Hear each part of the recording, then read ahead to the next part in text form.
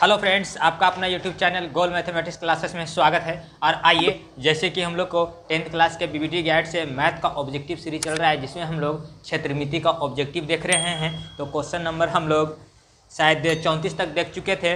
आइए 35 नंबर से स्टार्ट करते हैं, ठीक है।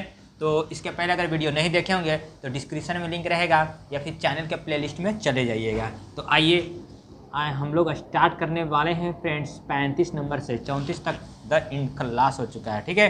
तो आइए 35 में सर जी दिए हैं, यदि किसी अर्धगोलाकार पात्र की त्रिज्या के, यानी त्रिज्या देखिए त्रिज्या की जगह पर खाली के लिखा हुआ, के सेंटीमीटर हो तो उसका आयतन कितना होगा, कितना गुना। तो बस कुछ नहीं है फ्रेंड्स, आपको के की जगह पे, यानी अर्धगोला है तो अर्धगोला का आयतन क्या होता है 2/3 पाई आर क्यू। लेकिन आर के जगह पे क्या लिख देना है, आर की जगह पे हम लोग क्या लिख देना है, आर थोड़ा नीचे लिख देते हैं, आप लोगों को दिख नहीं रहा होगा। तो 2/3 पाई आर क्यू, तो आर क्यू की जगह पे हमको क्या लिखना है, के लिखना है, ठीक है। तो आर के हटा देना है, यहाँ पे क्या लिखना है, के क्यू। यही आपका क्या हो जाएगा आंसर, ठीक है। तो ऑप्शन नंबर आपका सर जी दे दिए हैं सी में। आइए नेक्स्ट क्वेश्चन नंबर 36। तो 36 में है, आर त्रिज्या वाले गोले का आयतन होता है, यानी गोला का आयतन पूछे। बोले ना फार्मूला आप याद कर लीजिएगा ना, तो आधा से ज़्यादा 50 में आप 15 गो तो एकदम छूछे फार्मूला पूछता है, ठीक है। तो यही हो गया आपका आंसर 36 के बी, ठीक है। गोला का आयतन 4/3 पाई आर क्यू। आइए नेक्स्ट क्वेश्चन देखिए, ऐसा एकदम बनाने लायक क्वेश्चन है नहीं। 37 में देखिएगा, एक क्रिकेट का गेंद बताइए कैसा होता है। तो गोला होता है, क्या होता है, गोला होता है। तो बस यही आंसर हो गया, और क्या, ए में।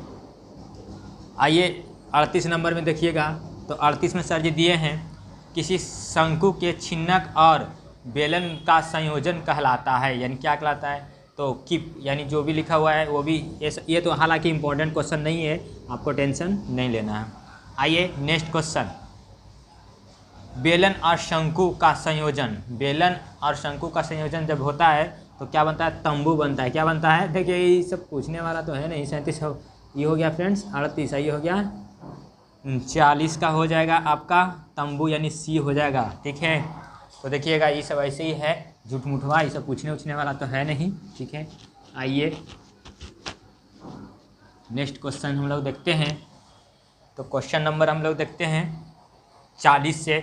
40 में है 8, फिर 3 सेंटीमीटर भुजा वाले घनों को पिघलाकर एक घन बनाया जाता है, तो उस घन की भुजा क्या होगा, घन का भुजा क्या होगा। तो घन का आयतन क्या होता है, भुजा क्यों होता है, ठीक है। तो देखिएगा, एक पिघला कर कहे तो हम क्या बोले थे, उसका तो सबसे पहले आयतन को बराबर करना है, बराबर कर दीजिए या भागा, लेकिन ज़्यादा बेटर रहता है बराबर करने से, इसे क्रॉस आराम से काटने में सुविधा होता है, ठीक है। तो आइए क्वेश्चन नंबर हम लोग 40 को देखते हैं।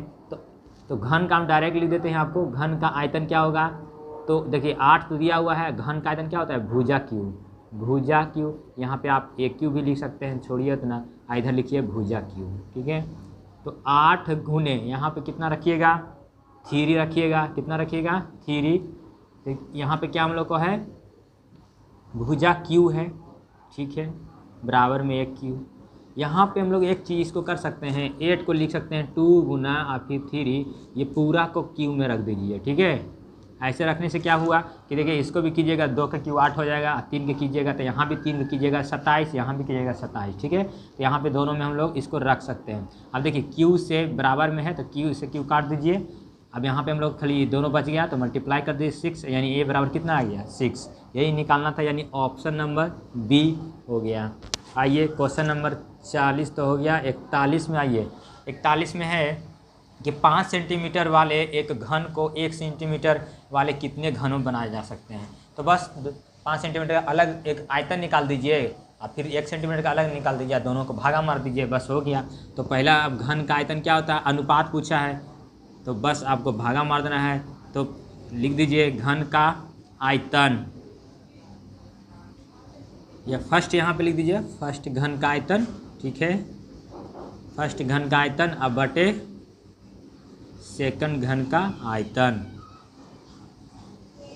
तो देखिए फर्स्ट घन का आयतन क्या था 5, तो 5 का क्यू दे दीजिए, नीचे 1 है तो 1 का क्यू कर दीजिए, 5 का क्यू कीजिएगा 125 1 का कीजिए 1, इसको भागा मारे कितना आएगा 125, यही आपका आंसर हो जाएगा, यानी ऑप्शन नंबर डी हो जाएगा, ऑप्शन नंबर डी। सब ऐसे ही है, छोटा मोटा है। आप 42 नंबर क्वेश्चन भी खुद बना लीजिएगा, नहीं बनेगा तो बताइएगा। 1 सेंटीमीटर त्रिज्या वाले गोले को पिघलाकर 0.1 सेंटीमीटर त्रिज्या वाले बनाए जा सकते हैं गोले की संख्या, यानी दोनों को निकाल के और फिर क्या मार दीजिएगा, भागा लगा दीजिएगा। ठीक है, देखिए एक ही टाइप का क्वेश्चन रहेगा तो छोड़ देंगे, अगर आपको फिर भी नहीं बनता है ना तो कमेंट जरूर कीजिएगा। ठीक है, हम फिर बना देंगे, क्योंकि जो भी क्वेश्चन छूट जाता है उसको बना ही देते हैं, जानते भी हैं। आइए तो क्वेश्चन नंबर अब हम लोग देख लेते हैं 43। ठीक है, क्वेश्चन नंबर 43 27 है ना। फिर 8 सेंटीमीटर त्रिज्या वाले गोले को पिघला के एक बड़ा गोला बनाया जाता है, तो उस गोले की त्रिज्या क्या, फिर उसी है यहाँ पे लिख दिए 27 गुने फिर गोले के आयतन 4/3 पाई आर क्यू। ठीक है, इधर लिखिए 4/3, एक इसका निकालना है। ठीक है, यहाँ पे कुछ भी लिख दीजिए, बड़े वाला लिख दीजिए पहले वाला, यहाँ पे स्मॉल वाला। अब देखिएगा यहाँ इसका त्रिज्या दिया हुआ था फ्रेंड्स, इसका त्रिज्या क्वेश्चन नंबर हम लोग 43 देख रहे हैं, इसका त्रिज्या था 8। ठीक है, लेकिन गलती दिया गया है, 8 नहीं होना चाहिए, 2 होना चाहिए। 8 से आंसर आने वाला नहीं है। ठीक है, यहाँ पे 2 होना चाहिए तब आंसर आ जाएगा, लेकिन 8 से देखिए बना कर देखिए, आपको पता चलेगा। 4/3 से ये वाला, पाई से पाई ये भी खत्म। अब यहाँ पे कीजिएगा 27 गुने 8, इसको पूरा के हॉल की यहाँ पे ऐसे कर सकते हैं, ऐसे कीजिएगा तो फिर ज़्यादा हो जाएगा। 27 किसका है तो 3 का, 8 किसका है तो 2 का। आप देखिए तो यहाँ पे आ जाएगा ना इस तरह। ठीक है, अब यहाँ पे आर क्यू, तो क्यू से क्यू यानी 3 दूनी 6, यानी आर बराबर कितना आ गया 6। ठीक है, तो ऑप्शन 43 का आपका आंसर तो आ ही गया है। ठीक है, चलिए तो आर बराबर आपका answer option number C, option number C में आंसर आ गया। नेक्स्ट क्वेश्चन देखिए 44 आप खुद से बना ले। 4 सेंटीमीटर भुजा वाले घन को पिघलाकर 2 सेंटीमीटर वाले कुछ घन, कितने घनों की संख्या पूछ दिया गया है, तो बस 4 का क्यूब कर दीजिएगा, आयतन निकालिएगा, घन है ना, तो 4 का क्यूब कर देगा 64 हो जाएगा, 2 कीजिएगा तो 8 हो जाएगा, और 64/8 है तो 8 × 8 64, फिर 8 आ जाएगा, भागा मार दीजिएगा। तो ठीक है, तो इस तरह हम कुछ क्वेश्चन आपको छोड़ेंगे, कुछ अपने से भी सेल्फ कीजिए। हालांकि छोड़ना क्या है, आपको ऐसा टाइप के बहुत बताएं, अब एक ही टाइप का मिलेगा तो बार बार झूठ मूठ टाइम बर्बाद नहीं ना करना है। ठीक है, तो आइए अब देखिए 45 नंबर भी जो क्वेश्चन है तो उसी तरह है। 10 सेंटीमीटर त्रिज्या वाले एक ठोस गोले को पिघलाकर 1 सेंटीमीटर त्रिज्या वाले कितने गोले, फिर वही है 10 सेंटीमीटर एक गोला का आयतन निकाल दीजिए, अब फिर 1 सेंटीमीटर निकाल दीजिए, दोनों का भागा मार दीजिए, 1000 आ जाएगा। तो 45 नंबर भी छोड़ दे रहे हैं आपके लिए। एक ही टाइप का क्वेश्चन इन्हें बहुत भरा हुआ है, इसीलिए अब हम निकलना चाहते हैं। और ये 46 नंबर में कुछ अलग दे दिया गया है, तो 46 नंबर बताते हैं, अगर नहीं बनता है तो बताइएगा जो छोड़े हैं। देखिए समान आधार और समान ऊंचाई वाले लंबवृत्तीय बेलन और शंकु के आयतनों का अनुपात, ये भी तो उसने मैंने एच भी आपको बराबर रखना है। ठीक, तो समान ऊंचाई वाला सब, आधार का त्रिज्या भी समान है, तो वो देखिए एक बेलन है और क्या है शंकु है, तो बेलन का आयतन क्या होता है पाई r² h। ठीक है, और इधर शंकु का क्या हो जाएगा तो 1/3 पाई r² h। अब दोनों यानी रेडियस और हाइट दोनों बराबर है, दोनों का, क्योंकि सेम बोल दिया गया है। तो देखिए इससे पाई से पाई, r² से r² कैंसिल हो गया, h से h भी कैंसिल, यानी सिर्फ क्या बचा 1/3। अब इसको रेशियो में लिखिएगा तो 1/3, यही आपका क्या हो जाएगा आंसर होगा। देख लीजिएगा ऑप्शन नंबर में, हालांकि इसका 3:1 दिया हुआ है, लेकिन 1:3 आएगा। यहाँ से क्रॉस मल्टीप्लाई कर दीजिए तो बढ़िया रहेगा, इधर कर दीजिए तो 3 इधर और फिर इधर 1 रखिए। अब इसको 3 ऐसे सीधे इसको लिख दीजिए क्रॉस मल्टीप्लाई करके, ऐसे सही रहेगा आंसर। चलिए तो हो गया आपका आंसर, हो गया बी नंबर, शायद बी ही होगा। आइए नेक्स्ट क्वेश्चन देखते हैं हम लोग, क्वेश्चन नंबर 47।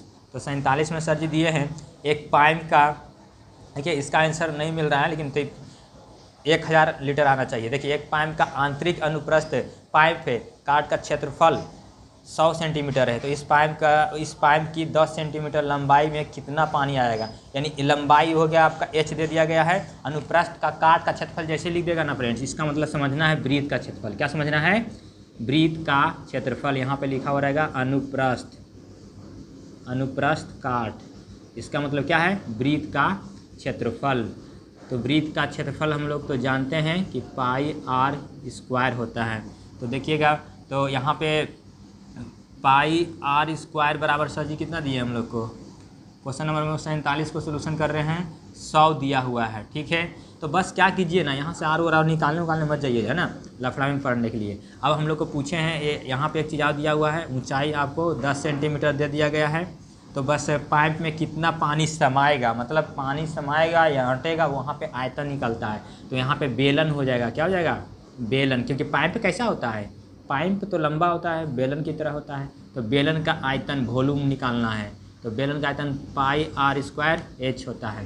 तो बस यहाँ पे देखिए पाई आर स्क्वायर एच की जगह पे, सॉरी पाई आर स्क्वायर की जगह पे क्या लिख सकते हैं, 100 लिख सकते हैं ना। आगुने एच की जगह पे कितना लिखिएगा, ये वाला 10। अब इसको मल्टीप्लाई कीजिएगा तो 1000 सेंटीमीटर। और इसमें देख लीजिएगा, इसको लीटर में बदलना है तो इसका आंसर लीटर में देख लीजिएगा, ये तो सेंटीमीटर में आ जाएगा आपको। इसी में 10 से भागा मार दीजिए तो लीटर में चेंज होगा, यानी 100 लीटर ऐसे आ सकता है, 100 10 से भागा मारने के बाद, ठीक है। नहीं तो फिर ऐसे तो नहीं आ सकता है। चलिए तो इसको देखिएगा, इसमें बना लीजिए 51 के बना लीजिए, ठीक है। इसको पेंडिंग में रख दीजिए, एक क्वेश्चन ही गलत है, ठीक है। आइए क्वेश्चन नंबर हम लोग देखते हैं 51। तो 51 में है कि 2 सेंटीमीटर भुजा वाले घन से 1 सेंटीमीटर भुजा वाले घन काटा गया है। तो घन का शेष आयतन क्या, देखिए 2 सेंटीमीटर वाला है उसका आयतन अलग निकाल दीजिए, 1 सेंटीमीटर वाला उसका आयतन अलग निकाल दीजिए और फिर घटा दीजिए, बस, ठीक है। तो बना लीजिए आराम से। तो घन का आयतन यहाँ पे लिख दीजिए, बड़े घन का आयतन, बड़े घन का आयतन। तो बड़े घन का आयतन क्या हो जाएगा फ्रेंड्स, तो भुजा क्यू तो हम लोग को होता ही है, तो यहाँ पे 2 का क्यू कर दीजिएगा तो 8 हो जाएगा। और फिर यहाँ पे लिखिएगा छोटे घन का आयतन, है ना, छोटे घन का आयतन। तो छोटे घन का भी भुजा क्यू, यहाँ पे भुजा क्या लिखिएगा 1, तो 1 के क्यू कीजिए तो 1, यहाँ 2 का क्यू कीजिए कितना आया 8। अब बोला शेष, है ना, इसी में से काटा गया था ना, तो शेष भाग, तो शेष भाग बस निकाल दीजिए, 8 - 1 घटा दीजिए तो कितना बचेगा 7। यही आपका आंसर होगा, ऑप्शन नंबर सी में हो जाएगा, ठीक है। तो आज का वीडियो इतना ही लगते हैं। अब हम लोग का क्षेत्रमिति जस्ट खत्म होने वाला है, 2 क्वेश्चन यानी 10 क्वेश्चन और ही होगा लगभग, ठीक है। उसके बाद हम लोग फिर स्टार्ट करते हैं सब्जेक्टिव का, फिर मिलते हैं नेक्स्ट वीडियो में। अच्छा लगे तो लाइक शेयर सब्सक्राइब करना ना भूलें फ्रेंड्स, ठीक है। और मेहनत आप लोग जोड़ तोड़ से कीजिए, ठीक है। फिर मिलते हैं नेक्स्ट वीडियो में। जय हिंद, जय भारत।